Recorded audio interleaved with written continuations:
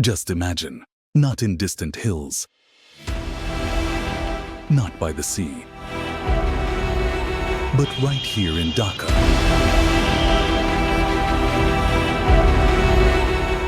What if you find a kingdom of water?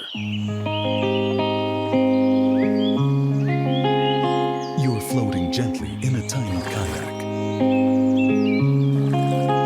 surrounded by calm water all around. The call of birds, the soft splash of waves, it touches your soul.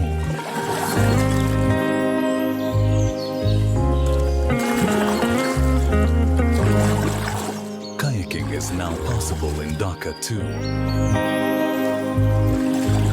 No long trips, no big plans, just a little time and the will to explore.